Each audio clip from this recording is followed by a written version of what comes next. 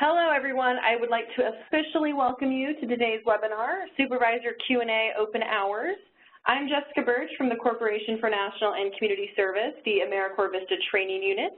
And assisting me today off-screen is Jess Knight and Jenny Farrell from our partners at Education Northwest. You'll see Jenny and Jess in the chat and the Q&A to assist you during today's session and to help you get your questions answered. So I'd like to welcome our main speakers today. One of our main speakers here is Megan Hines. Megan is a program officer in the great state of Illinois. She works with a host of current AmeriCorps VISTA and Senior Corps project sponsors to develop their national service programs and to create new partnerships throughout the state. We also have with us Tanya Valiz. Tanya joined the Corporation for National and Community Service in 2013 as an AmeriCorps VISTA member support unit specialist in Austin, Texas. Tanya is responsible for a full range of pre-service, in-service, and post-service support to VISTA members who are serving nationwide. And prior to joining CNCS, she proudly served as an AmeriCorps VISTA member with the Texas Department of Aging and Disability Services. And last but not least, we have Allie Snell. Allie heads up the AmeriCorps VISTA Office of Marketing, Outreach, and Recruitment. In her previous role as Director of Peace Corps Office of Diversity and National Outreach, she led the agency's volunteer diversity recruitment efforts and trained over 200 recruitment and overseas placement specialists. She also set the creative direction for Peace Corps' targeted outreach and marketing efforts. So as you can see, we have a pretty wide variety, a lot of knowledge here on this webinar to help you get those questions answered. So speaking of the questions that you had, I want to first off by saying thank you. Thank you all for sharing your questions with us during registration. It really helped for us to frame this and to kind of get an idea of what you want to know more about. So the questions clustered around really 5 main topics or themes. We had reporting, VISTA member management, VISTA project management, policy, and recruitment. So as we mentioned, today we're going to focus on the first 2, which is reporting and VISTA member management. We're also going to have a completely open section of this session that will allow you to ask questions around the topics that are not covered under reporting and VISTA member management. We're going to do our best to answer all the questions you have on this session, but in the event that we're unable to, we will follow up directly and answer your question. I also want to take this time to encourage you to share your tips and tricks with your fellow supervisors during this session. You are one another's greatest resource. So if you have a best practice regarding one of the questions we cover, put it in the chat. We love hearing from you, and we know that your fellow supervisors do as well. So the agenda for today's session is pretty simple. We're going to talk about reporting, then we're going to go on to VISTA member management, and then open Q&A. For reporting and VISTA member management, we have some questions that we're going to answer, and then we're going to have open time for you to ask additional questions you have. So make sure to put your questions in the Q&A or call in so that we can queue you up to answer those questions. So let's get started with reporting. Megan, would you like to start us off with the first question? Sure thing. Hello, everyone, and thank you for the opportunity to help answer some of your questions. The first question we have is, what paperwork, if any, is my responsibility to report to VISTA? VISTA sponsors are responsible for both project management and for member management, and reporting touches both of those aspects. As a VISTA project director, or for those of you who've been asked to complete some or all of these reports on behalf of that project director, you are responsible for the following: monitoring the VISTA members' leave. Members have up to 10 sick days and up to 10 days of annual leave. Not only will this help your members budget their time, but it also helps you keep an eye out for potential red flags. So, for example, if a member has expended more than 75% of their leave in the first 3 months of their service, you'll want to speak to them to learn more about what might be going on. And depending on the scenario, you're going to want to bring your program officer in on that conversation as well. We also ask that sponsors submit biweekly sponsor verification forms to account for the whereabouts of their VISTA members and to document that they're still in service. This is an important legal responsibility since it affects member payroll, the Department of Treasury, and fiscal audits. And if a member doesn't show up to their service site, please don't wait until the sponsor verification form is due to report it. Follow up with a member and speak with your program officer immediately. And if you have questions on dates or on how to submit the sponsor verification forms, we'll include a link to those documents in the VISTA campus.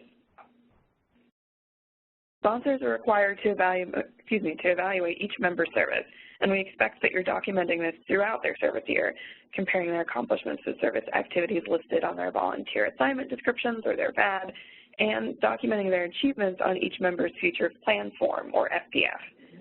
The FPF is also what we use to determine if a member is eligible to re-enroll for an additional term of service or to extend their current term of service. FPF should be finalized 45 days before a member is scheduled to exit their current service term. You're also responsible for tracking the project's progress. Not only do these reports help you and your advisory boards monitor and plan for next steps in your projects, but they help our offices assess how your projects are moving forward and where your projects might need some additional technical assistance. The data from these reports is what our agency uses to compile justifications to Congressional Budget Office. It's what we use for promotional materials and for general reports. So it's crucial that the data be clean and the information be accurate. These reports are also what we use to determine if your project is eligible for continuation. So it's critical that the information you submit also be robust and compelling. Your report on your project's progress through both the ongoing project Progress Report, or PPR, and the annual VISTA Progress Report Supplement, or VPRS. The VPRS generally captures demographic information about your members' activities and the populations your organization serves. PPRs, however, document progress made towards the targets established under the performance measures you've selected in your project application. Not only do PPRs ask for quantitative data points, but they give you an opportunity to include a narrative account of your project's progress. So let's say that a member applies for and gets a significantly large grant, or they develop a partnership that helps your organization meet or exceed the project's goals. We not only want you to include that information in your narrative, but please tell your program officer and your state office when that happens, because believe me, we get just as excited as you do when your project succeeds. And we can't sing your praises or help you through your challenges if we don't know about them. This list is a standard set of reports for every VISTA project, but for those of you with a support or a program grant, you'll also want to have the Federal Financial Report, or FFR, to complete. You can review your Memorandum of Agreement and the grant terms and conditions in your Notice of Grant Award for more details. For general guidance on how to complete these reports, there's more on the VISTA campus. So Jessica, what's the next question we have? Thank you, Megan. So the next question is, where can I find a comprehensive list of all the performance measures, outcomes, and outputs? Specific information regarding performance measures can be found on the nationalservice.gov website, and Jenny just posted the link in the chat to that website. Each performance measure includes a definition of key terms section to ensure that you're measuring what is intended, as well as a how to calculate, measure, / collect data section that provides additional guidance. Some measures also include sample tools, which you can use as a part of your data collection plan. If you have specific questions about a specific measure and what it's asking, you should contact your state program officer and they can help you interpret that. So back to you, Megan, now with question number 3. Great, thanks, Jessica. So for our next question, you asked what are the most common errors or omissions on reports. And some of the most common mistakes for PPRs are inaccurate data, and that can be for several reasons. For example, the data doesn't reflect the reporting period. As you're completing your reports, take a look at the dates for each report. It may seem simple, but this will help you ensure that your totals are accurate from report to report. Sometimes the data reported is not cumulative. Based on your reporting period, data points should roll up from report to report. Occasionally, sponsors submit a number that's lower than what they previously reported in the same performance year, and they'll have to return their PPR for them to update. You also want to make sure that the information you're including in the demographics tab under each performance measure, each narrative, and the summary tab all correspond. The numbers will have to add up within each report as well. And worst case scenario, the data is not supported by tools. If we come out to monitor your project and you don't have the data collection tools or instruments that you listed in your application, or if you've changed them, or if you don't have the documentation to back up the numbers in your report, then not only is the information you're reporting not accurate and not usable, it's a compliance finding. You also want to make sure that your tools are effectively capturing information and meet the definitions listed in each performance measure. If they don't, or if you have concerns, then please speak to your program officer. Not utilizing sponsor notes. Anytime you're falling short of a performance measure target, or if you exceed the target, please include more information in the sponsor note section. Knowing why or how your project achieved progress on a given measure can help us give you better TA if it's needed, and it can also help demonstrate your program's impact. Not entering information in the narrative section. Please keep in mind these reports are part of your project's official documentation, so what you submit should be accurate, it should be robust, and it should be compelling. If an organization submits a 2-sentence response or narrative, that doesn't really give us a clear understanding of what help you may need or about your overall project progress. And then finally, general information. This isn't really as common, but you always want to check that the report is for the correct project. Some of your organizations may be managing multiple national service programs, or in rare cases, there may be a bug in our system. So please check to make sure the organizational information and the grant number are accurate for each progress report. If you've submitted an amendment that's been approved and is relevant, you might want to check to see if those changes are reflected in your progress report. All right, back to you, Jessica. Thank you, Megan. So another question that you had was, what are some helpful ways to gather reports from subsites? So the first thing you want to start with is the reporting task list. And one has been developed as a customizable Excel spreadsheet, and it can be found on the VISTA campus. And Jenny has just posted that link in the chat. Programs can organize and track due dates for their VISTA project progress report, that PPR Megan mentioned, the VISTA project report supplement, the VPRS, response verification forms, and other member milestones. Full instructions on customizing the spreadsheet are included within that resource. Once you have this set up, once you know the deadlines, once you know how to track this, you'll have a better idea of when you will need the data and information from your subsites in order to complete these reports. Reporting is no one's favorite thing, but it is necessary, and if you set the expectations up front with your subsites that they will need to send in certain information and data by specific deadlines, it can help prepare them over the year.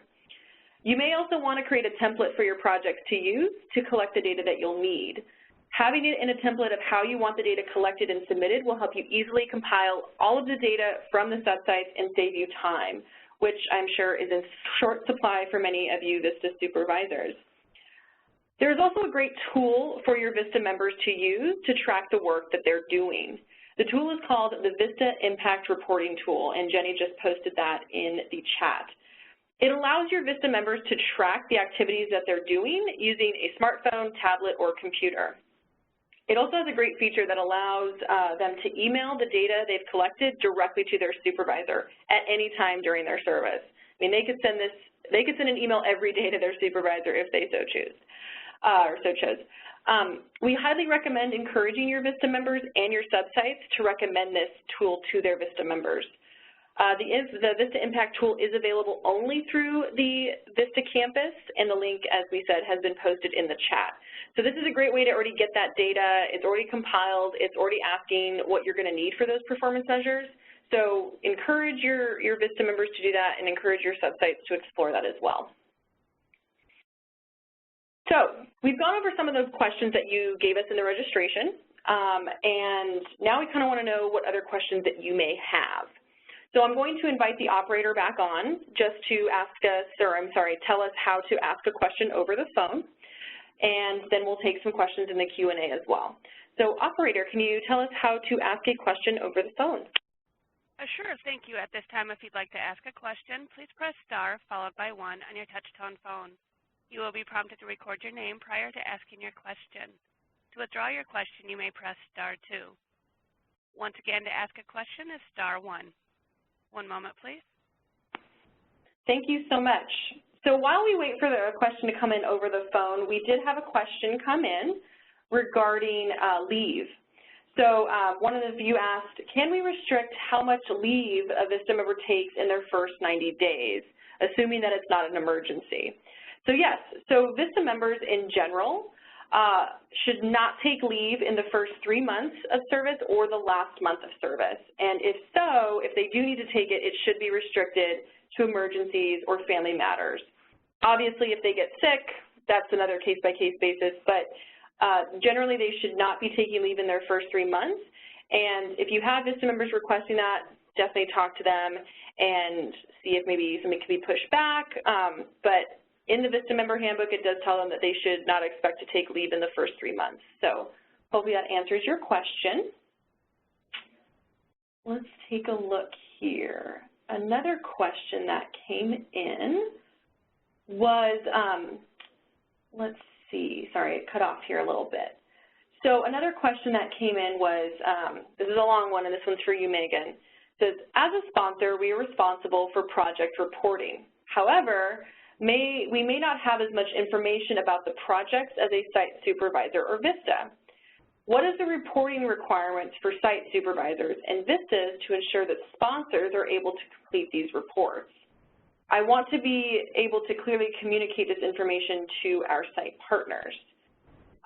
So Megan, I know we spoke about this, you know, kind of how to collect the information from your subsites, you know, using that VISTA impact reporting tool, your VISTA members, and then submitting that to their supervisors, and then having them compile that data and send it to you. In your role as the state program officer, Megan, do you have any other suggestions or any other good practices that people have that you've heard of to get this message clear to the supervisors so that they're prepared?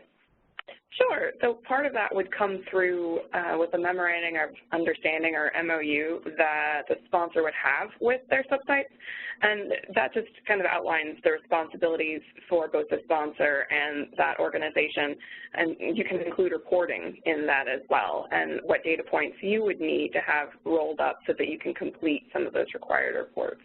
And, you know, that can extend to other points as well, but that would be my first recommendation, is making sure that MOU is very clear so it's not really a shock to any of your partner sites.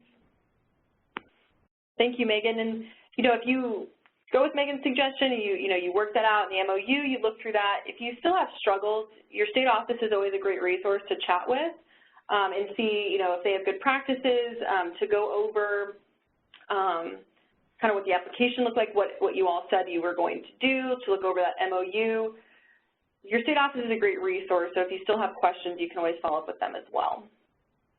I'm going to go to the phone and see if anybody has asked any questions over the phone. We do have one question. Stephanie Landitro, your line is open. Hi, this is Stephanie Landitro with Merit. My question is, to what extent can a project scope be altered now that it's been accepted to have an AmeriCorps VISTA on board? And you said altered, right? Like, yeah, so augmented? We wanted to, so let's say we wanted to, it would still be the same spirit of the project, but let's say, you know, in the time between when the application was submitted and the evolution of this role, we've scoped out an additional arm, for example, of the project. How would we go about making that change? That's a great question. Or is that possible? Yeah. Yeah, that's a great question. Megan, what are with all your expertise, what say you? Well, at risk of sounding like a broken record, that's definitely a question for your program officer. In some cases, it is possible, but you also have to consider that you've proposed this project as it's written, and you know, for our office, I know we're in the thick of getting our recruitment documents in order and making sure that our sponsors have their listings up and running. So if someone's proposing that they want to have an entirely new arm of the project, I want to talk to them and talk them through it. So it is possible that there might be some other aspects that need to be taken into consideration. You know, maybe the state office doesn't have enough of a budget to support additional placements this summer. Maybe they do. And so that's why I go with the caveat of speak to your program officer, is because there are so many variables that come through. So. Okay, thank you. Thank you. I'm showing no further questions. Again, if you'd like to ask a question on the phone, please press *1. Great. Thank you so much. So it looks like we've wrapped up the majority of, actually it looks like, yeah, we've answered all of the Q&A questions here that we have. Oh, let me see here, actually. Yeah, looks like we have those here. So we're going to go ahead and move on to our next section of this presentation. We want to keep it moving. We want to respect the time we've set for this. So now we're going to move on to VISTA member management. So first question we have around VISTA member management. This is a big one. You guys had a lot of questions about this. How do you guide your VISTA members in their first professional employment setting? So some of your VISTA members, this may be their first time in the workforce. This may be their first job, and they're really going to rely on you to guide them. Setting expectations from the get-go, that means during the interview phase, is key to setting your member up for success. For example, if you know that the VISTA assignment you're recruiting for is going to require that your VISTA member work at least one Saturday a week, or I'm sorry, one Saturday a month, not a week, there's no use holding back that information in the interview phase. If you do, you run the risk of recruiting someone who isn't fully prepared to serve in the capacity that your organization needs them, which will just cause frustration for you, the overall project, and the VISTA member. So make sure setting up those expectations right from the beginning is really important.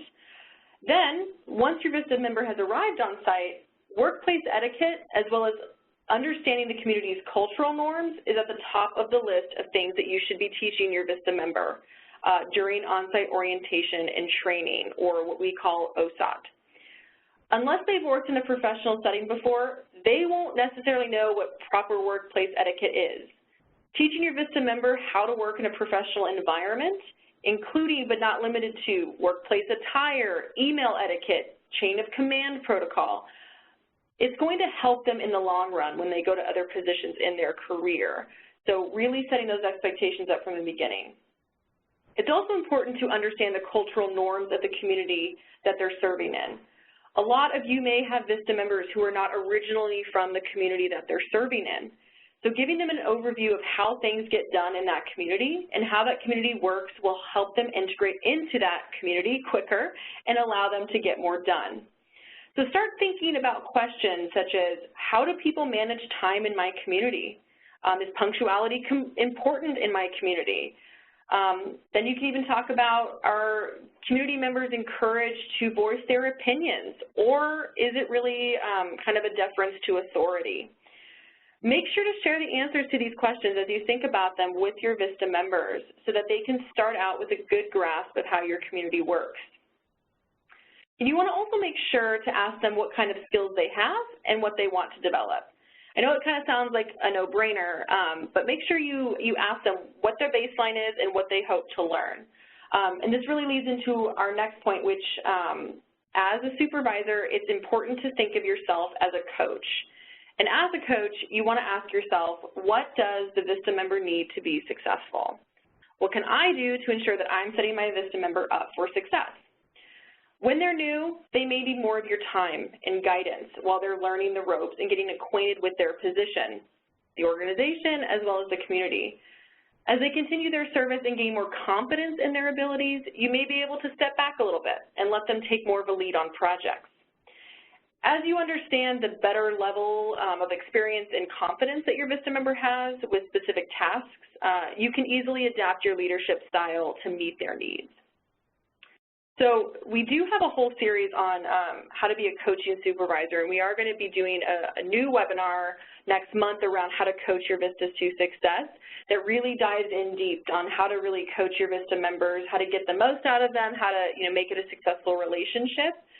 You can view the webinar that we did last year. It was called Retention 201, Responding to Member Challenges, and Jenny is going to post a link to that in the chat. I'm now going to turn it over to Tanya Valise, who's going to take our next question. Tanya, what do you have?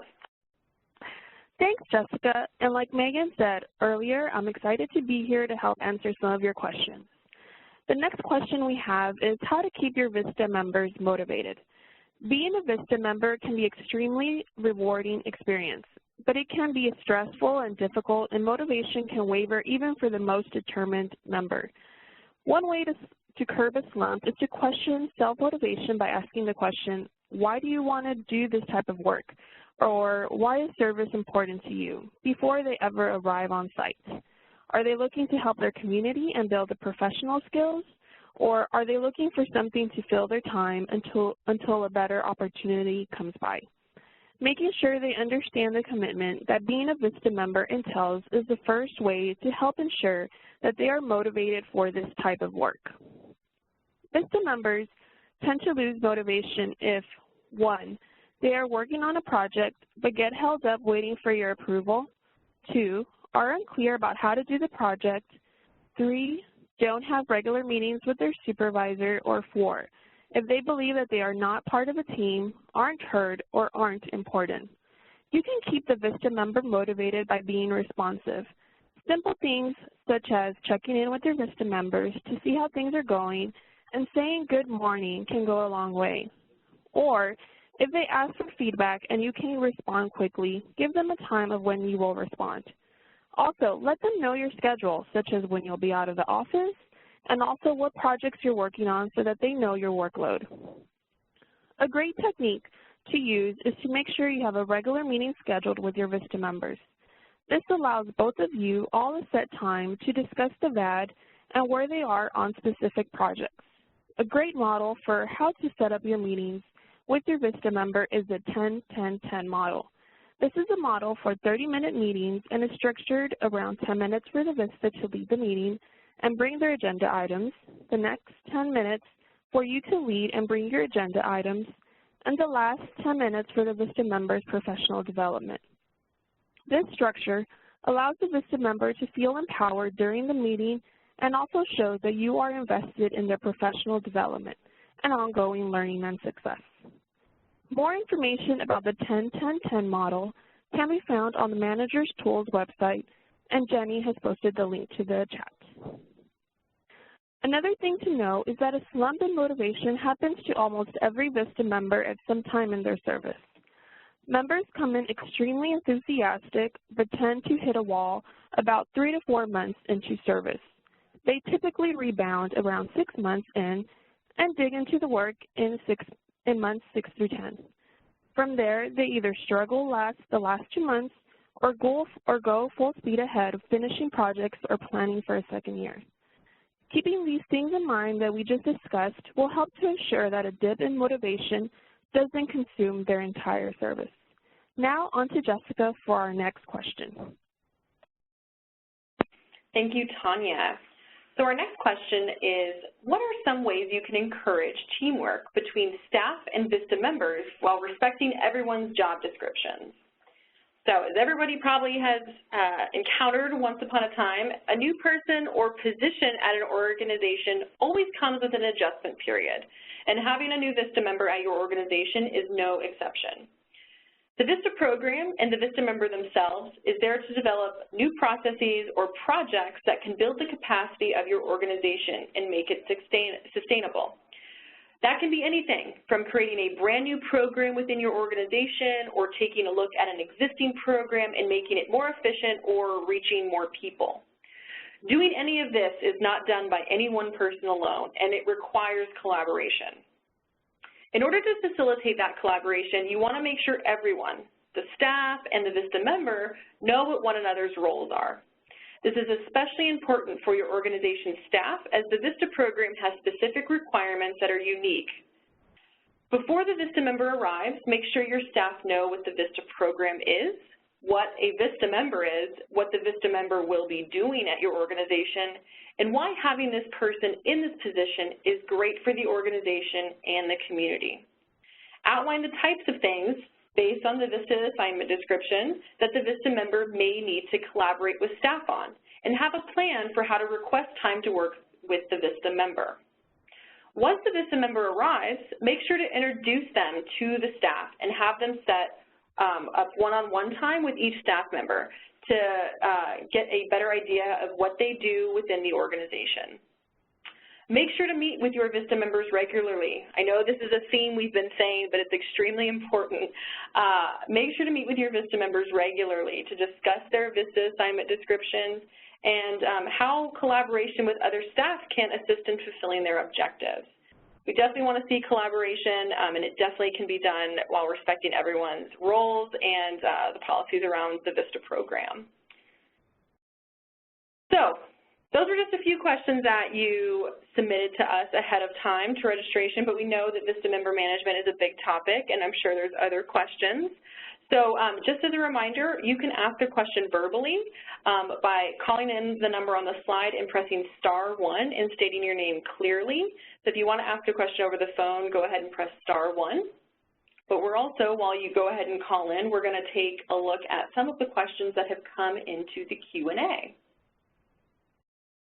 So one of the questions that did come in, and I think this was meant for the whole group, it came into the Q&A, but I have a feeling that it was meant for the entire group, and that was, does anybody have any kind of a standard model script or protocols on workplace etiquette for VISTAs in particular? So if any of you have kind of a, I don't want to call it a rules of behavior, but something like that, an expectations document or something that you do that's really worked well to ensure that your VISTA member knows how to work in a professional environment, put in your suggestions in the chat. Megan, I'm also going to ask you, do you have any projects that have anything kind of like this developed or any recommendations that you would give? Nothing offhand other than if it's something that it's going to be addressed by all of your employees, or ideally, if you're going to be orienting an employee, you'd probably orient your VISTA in that same fashion in terms of rules of behavior. So if you have something in your office already for that, I would use that same or similar literature. But I can also poll my grantees and see what we can come up with and send that on later. Great, thank you, Megan. Yeah, that makes complete sense to use what you already have for your staff members. We know that VISTA members are not employees. However, in this kind of a circumstance, it would make sense for them to kind of follow the same standard as the other employees at your organization. So let me go to the phone. Do we have any questions coming in over the phone? I'm showing no questions at this time. Okay, great. Thank you. So we're going to give you guys another couple of minutes here to put some questions in the chat. I do want to tackle some questions that also came in during the Q&A. This was a VISTA member management question. It was what's the best way to provide technical support to my VISTA? So the answer to that is, depending on the type of assistance that your VISTA member needs, the best practice is to direct them first to the VISTA campus. The VISTA campus just has a plethora of knowledge, so direct them there first. They can look at the VISTA member handbook, at the benefits page, direct them there. If they are unable to get assistance there, then they can reach out to the National Service Hotline and ask for the VISTA Member Support Unit, which, as I mentioned, is where Tanya works. She knows a lot about all things VISTA members, so you can definitely give them a call, and they can handle questions around benefits or service letters or payroll. That's kind of a good place to start. So that was one of the questions that came in. So it looks like a few things here. It looks like there were some suggestions that were put into the Q&A. Oh, great. Karen did put some suggestions in for email or for etiquette at the workplace. You know, that she says that New Day Services requires VISTAs to read and abide with the rules and etiquette of our employee handbooks. It's a great way to do it. I think when I served as a VISTA member that I had to kind of do the same thing, so that was great. We did have a question here from Robin. Robin said, how do you introduce VISTA members to staff? I've heard volunteer or intern, but I don't use those terms. Besides VISTA member, what other suggestions? So that's a great question, Robin. You know, VISTA, and you know, the name is Volunteers in Service to America, and they are VISTA members. And the best way to, you know, when you hear a VISTA member, you can say an AmeriCorps VISTA member. Typically, the word AmeriCorps really resonates with people. I'm going to ask Allie on the phone. Allie, as I said, works with our marketing, outreach, and recruitment. And Allie, you know, Allie has a way with words here. She knows how to explain the VISTA member and how she probably has some suggestions on how you can introduce these folks to your staff. Allie, do you have any suggestions on how you would explain maybe to someone at the staff, like how would you introduce a new VISTA member to the staff? Maybe trying to avoid the words intern or volunteer? Hey, hi everyone. Can you hear me? Yes, we can. Great. I've heard a couple of great suggestions. I would definitely start by introducing this person based on the position in which you have given them. So if they're a grant management VISTA member, then I would say something to the effect of, this is our new grant management technician or a grant management specialist. I think it's always great to use technician or specialist as opposed to saying intern. And you could say we've, brought this person in through the AmeriCorps VISTA program, and we're so thrilled to have X individual with us. I also think it's great to highlight the person's motivations for wanting to join the organization and give them an opportunity to, say a little bit about why they chose to be there. But I've also found it just a general best practice to sort of tack on technician or specialist as a nice sort of way to lend legitimacy to the position, making it sound more like a full-time position as opposed to just a volunteer position, even though we know it's kind of a little bit of both. Thank you, Allie. That's great. Yeah, I like adding that too. It does exactly what you said. It adds legitimacy to the position that they're in. So it looks like those, let me go really quickly to the phone. Do we have any questions coming in over the phone? I'm showing no questions at this time. Okay, great. I'm going to do one more scope of the Q&A here. So it doesn't look like we have any other questions around VISTA member management. So we're going to move on to our next topic, which is really going to be decided by you all. What questions do you have? This is open Q&A time for you all. We talked about reporting, we talked about VISTA member management, but what other questions do you have? As I mentioned in the registration, there was questions about policy, there was questions about recruitment, about project management. So this is your opportunity to ask those other burning questions that you have that may not have related to reporting or VISTA member management. So as you guys get rolling on this, I'm going to bring out the first question here that someone has. It's very general, and I'm going to ask each of our panelists to dive in here. Maureen asks, what advice do you have for a new VISTA supervisor? She says she's just started as a VISTA supervisor. So what is one thing, what's one thing you want a new VISTA supervisor to know? So I'm going to go ahead and start with Megan. Megan, what is one thing you really want a new supervisor to know? Well, this is something I would actually try and do when I was a VISTA years and years ago, and I was working in volunteer management capacity, and I would say the same applies to your VISTA members. So try and put yourself in their shoes. If you're recruiting someone from across the country, what would it be like to relocate to your service area, and what would they need to know? Similarly, if they had no working knowledge of your organization or what you do prior to this position, what would you tell them not only to get their feet wet, but to try and get them acclimated? So try and look at it through the potential lens of what would help get them to understand a little bit more about you, about your community, and really make them feel welcome.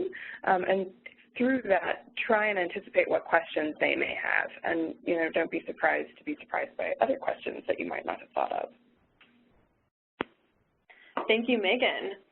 So Tanya, now on to you. What's one thing you hope a new VISTA supervisor would know? I think new VISTA supervisors should know the various resources that are available, such as the program officers, as well as the National Service Hotline and our office as well. So it's always very important to know the resources that are available to supervisors. I think that's one of the tools necessary when you're incoming as well. Thank you, Tanya. What about you, Allie? What's one thing you hope a new VISTA supervisor, what do you want them to take away? What's an important thing? There's a lot of information out there, and you should definitely just filter what makes sense for you and the position that you're in. You are going to be wearing a lot of different hats, and some of the things that you'll have to do in the context of your job might seem like a real chore. And so my advice is to always just budget time accordingly for just the things that need to get done: paperwork, recruitment, retention, doing some reporting and monitoring. Just keep just some time every week to sort of figure that out, and be patient with yourself. Absolutely. Thank you, Allie. And from my point of view, from the training team, you know, what I would just want your VISTA for you to know is, you know, I can't stress enough, start recruiting now. So recruit as early as possible, and don't be afraid to ask questions. Ask questions of your state program officer. You can reach out to us on the VISTA campus. You can reach out to the National Service Hotline, as Tanya said. Do not be afraid to ask questions. As Allie just mentioned, there's a lot of information out there. You're going to wear a lot of hats. And as a new supervisor, we don't expect that you're going to learn it overnight. So please ask questions. Please, please, please. We are always here to help answer those questions. And I don't mean that to be kind of jokey because we're on a Q&A session, but we always are here to answer questions for you. So another question that has come in is from Sequoia, and I sure hope I'm pronouncing that correctly. She asks, being that I have 5 locations that VISTA members serve at, I would like them to visit each. How many times a week is appropriate? And I think you kind of expanded on it a little bit in the chat, which is saying that how many times a week do you think is appropriate for me to ask my VISTA to go to another campus? We have 5 locations. So, some things to consider if you're going to ask your VISTA member to go to other locations. You know, having them, you know, obviously is a part of their VAD. Is it something they should be doing, is going to these different locations? And is it beneficial for them to go to all 5 locations in 1 week? Does it make more sense for, okay, hey, this week you're going to really go exclusively to this one, the next week you're going to go here? I would think about that and just see what makes most sense for the overall VISTA assignment description. Also remember that if you're requiring your VISTA to go to multiple locations, you know, if you're requesting that they drive their own vehicle or take local transit, that you make sure that you have a reimbursement set up with them through the V81 form on their MyAmericorps account. So I don't necessarily think there's like a limit, like saying all 5 in 1 week isn't appropriate. It's just really making sure that it makes sense for the VISTA assignment, and that by them going to different places so frequently that they're not being able to build the relationships at one site because they're kind of always in different places. Megan, as a program officer, do you have any other suggestions with this question? No, I think you covered. I mean, just making sure that it's a practical approach and actionable for that member, and it makes sense related to the project. Great, thank you. So let me go to the operator really quickly. Operator, do we have anyone over the phone? We actually do have one question. Rachel Henderson, your line is open. Hi, so my question is related to the end-of-year stipend and the Siegel Award. Can you explain a little bit how those things roll out to the members? So as a supervisor, we're able to say this is kind of when you should expect this, or this is kind of the process that VMSU follows? Yeah, that's a great question. Tanya, you want to take that one? Sure. So it's a moving part process. Not to go into the details, but 90 days before a member is exited, future plans form becomes active to them, and they let us know what they want to do. They want to end their service. They want to re-enroll. And then you as the supervisor fill out Part B, either immediately or the 45 days before the member is supposed to end. Thereafter, the state office fills out Part C and finalizes that process. So as soon as we see the future plans form has been completed, we have 5 business days to close out the member, and then they have access to their end of service option. So it's I would say in a perfect scenario, it would be 5 business days after they end, but there's technical glitches or response periods that halt that process. So are you saying they receive their end-of-year stipend 5 days after they're closed out, or 5 days after the end of their service? So their stipend, they would get it the pay period before they end their service term, they get this first disbursement of $400. And then the pay period which they end, they get the additional stipend amount. For the end of service award, then that's the one that they get when we close them out. Okay, gotcha. And then for, I have had recently one member who left for medical reasons, which I believe she still would receive the prorated, is the way she was exited. Does that come after she is completely closed out through the AmeriCorps? Yeah, so she should have been ended for compelling reasons, and then she would have gotten the prorated award as scheduled on the payday that her end of service date ended.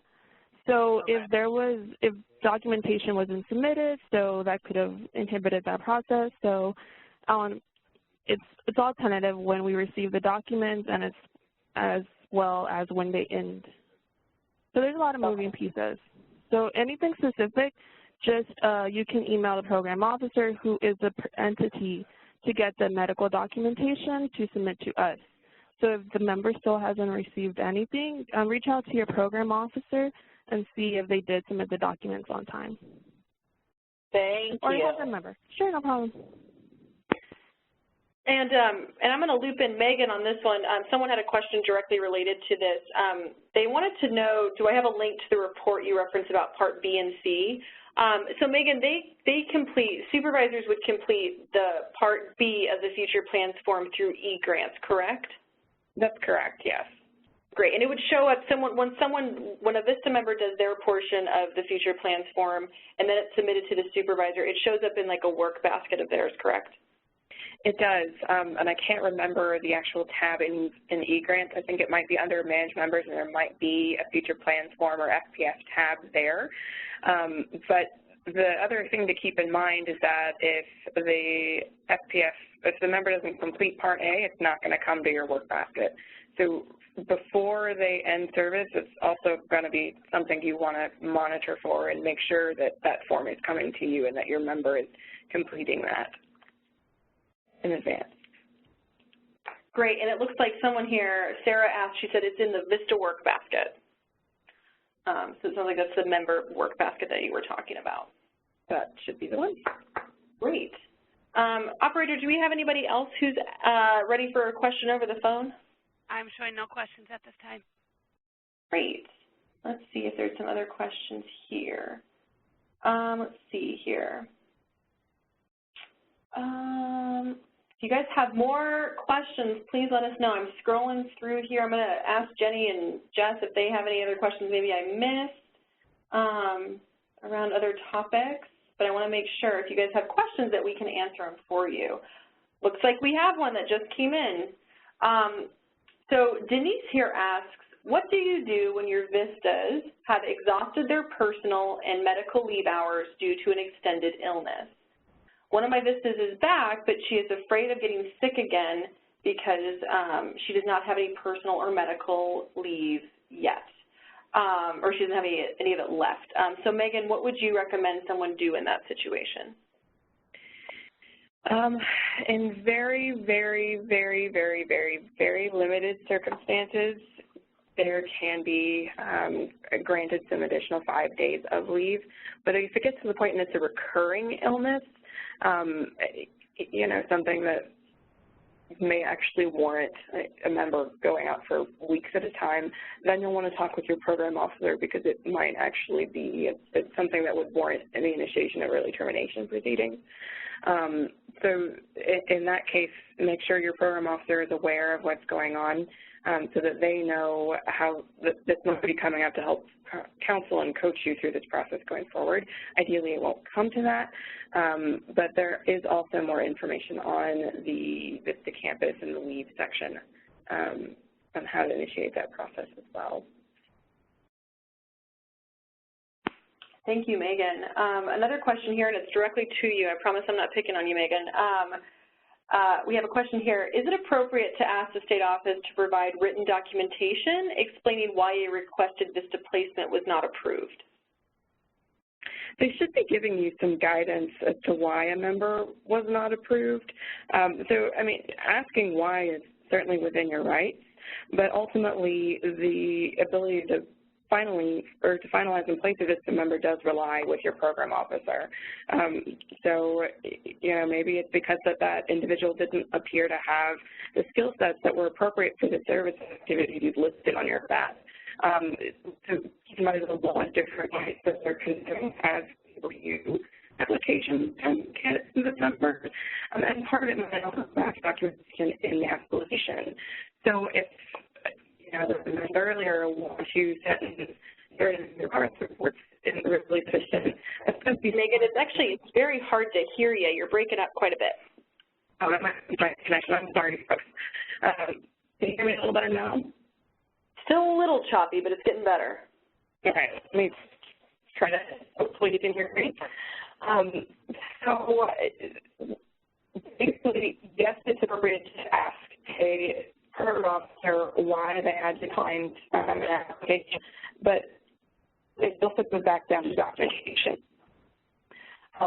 And ultimately, the state office does have the authority to decline a VISTA member's, or excuse me, a VISTA candidate application for service. And how it goes down to that documentation is basically in the application itself. So looking at that application, if a member doesn't have the skill sets that are listed on the ad, or if they don't have sufficient information in their motivational statement, they don't look like they have a sufficient experience, then that might be some of the reasons that your program officer has declined that position. Or, you know, maybe the NFPW came back and that member, or excuse me, that candidate is listed on the NFPW. That's another reason to automatically decline that candidate for service. So talk to your program officer, but again, keep in mind that you have that ultimate authority to say yes or no to candidates. Thank you, Megan. So just to clarify, in case anybody had a little bit of trouble there, so the reason that a state office would decline a candidate is, you know, what's in their application. If they, you know, if they disclose the criminal history, that, you know, that would be another reason that they'd be deflected. If they disclosed a criminal history that, you know, maybe had them show up on the National Sex Offender Registry. The state office does have the full authority to decline a candidate, but you should definitely reach out to your program officer if you are wondering why someone didn't get selected and if you weren't given that information before. That's correct, yes. Thank you, Megan. Another question we have is from Sarah. She asks, what is the expected, I'm assuming, retention rate for programs? That is a very good question, Sarah. And I'm going to turn it over to Megan and Allie here in a second. I don't necessarily think we have a like threshold of like anything lower than 75% is no good. Obviously, we want to see 100% retention. We want to see everyone complete their service. We want to see everyone succeed. We want to see all the projects get all their stuff. But we know that things happen. And I think really, and Megan, please correct me if I'm incorrect here. You know, I think the reason for someone leaving service early it's more about the quality of the reason they're leaving rather than the quantity. So, you know, if someone has medical where they have to leave, that can't be helped. You guys can't do that. But if, for example, they keep getting, you know, you keep losing members because of they're dissatisfied with the program, or they, you know, they continue to have a conflict. You know, a bunch of VISTA members continue to have a conflict with a site supervisor. Like, there's other things that are kind of red flags if we keep seeing a lot of people who leave service early. So I don't necessarily think there's like a threshold, but Megan, from a state program officer's point of view, is there anything that you tell your projects around retention? Actually, it's pretty similar to what you just said, Jessica. It's not necessarily a hard and fast rule or quota around retention percentages. We are definitely looking at, you know, how often and how easily you're able to recruit for those positions, and then making sure that they are filled, you know, for the purposes and services. But you're right, we are looking also at the reasons they might have a member leave service early. And it's for better reasons, as Jessica cited, that's not necessarily going to be a fault against you or your project. But if you've got personality conflicts, or I've even seen issues where it's a potential board member from that organization that might be causing strain between the VISTA and what they're trying to accomplish, that's going to be something we need more attention to, and it will affect what technical assistance we give to our projects as well. Thank you, Megan. And I apologize if it's a little bit fuzzy on the phone for you all. Yeah, so just to reiterate what Megan was saying, we're going to look at, how well you are recruiting, how well you are retaining VISTA members, and looking at those reasons why, if you are losing VISTA members, what those reasons are, and going to try to course correct to see if we can, get that retention back up. So yeah, that's kind of the basic thing there. I hope that answers your question, Sarah. I'm going to go back to the phone one more time. We have 1 minute left, but I want to see if there's another question over the phone. I'm showing no questions at this time. Great. Thank you so much. So it looks like all of the questions that you guys have submitted here we've been able to answer. What I'm going to ask that you do is if you could take a quick second and do our evaluation on the right-hand side. We love to hear from you about what you liked, what you want more of, what topics you want to discuss, and what format you want to have information delivered to you. So that last question is, what other kind of things, or not the last question, but one of the questions in here asks you what you want to see in the future. That can even be what other modes of delivery you would like. So let us know. We really do review these. We like to know what you thought. We want to be able to improve these because these are for you. So let us know. Do that evaluation on the right-hand side so that we can make these better and better for you all. And as you do that, I just want to quickly say thank you, everyone, for joining us today. Thank you for being VISTA supervisors. We know it's a big task, and we know that you wear a lot of hats, as Ali said. So thank you for what you're going to do and what your VISTA members are going to do for your communities. I do just want to point you to a couple of webinars we have coming up here. Our next supervisor webinar, as I mentioned, is Coaching Your VISTA Members to Success, which is May 18th. And our next VISTA member webinar is titled In Their Shoes, Perspectives on Spending Decisions Made by Americans Living in Poverty. This is going to be a wonderful session. We have some guest speakers of Stephen Pimpere and Linda Torrado. Linda is an author who really talked about living in poverty and her experience with that. So it's going to be a great webinar. We encourage your VISTA members to join that, and you can join as well. Thank you all again so much. If you have any questions for us, please email us at vistawebinars@cns.gov. Take that evaluation, and we'll see you next time.